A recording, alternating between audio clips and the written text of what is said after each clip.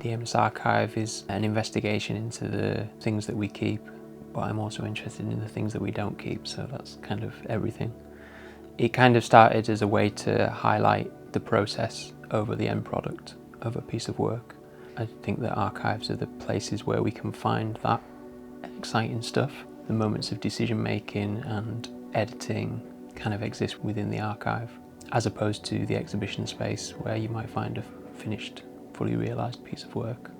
I've done a lot of responding to other people's art in galleries, in exhibitions, and it was really nice to get an invite from Bonington Gallery to come and see their archive and put on something in the vitrine space and really test out where I've got to in my practice so far.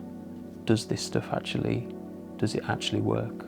When I arrived, I kind of realised that it might be interesting to not visit so much, and I actually only visited for one afternoon.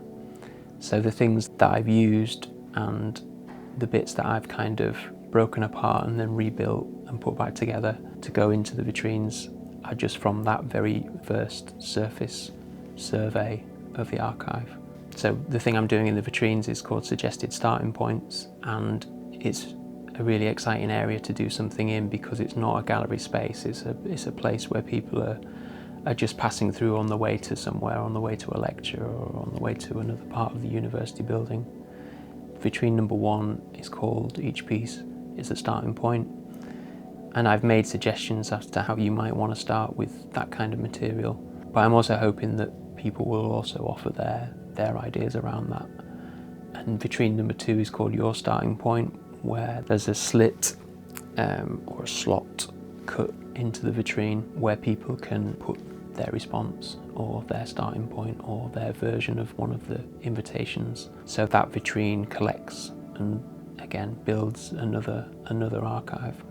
The photos that are in there are related to a workshop that I did to sort of kickstart that vitrine, and also I feel like workshops are becoming a more and more important space within my practice for conversation and for exchange and for knowledge sharing. So yeah, that was really nice to spend a couple of hours with the students here at the university and kind of give them a bit of an insight into my working methods.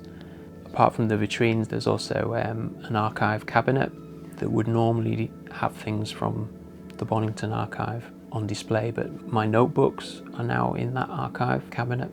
So yeah, that kind of those questions around how we show the work of an artist, how we present the thoughts and the way that this has kind of fitted itself together.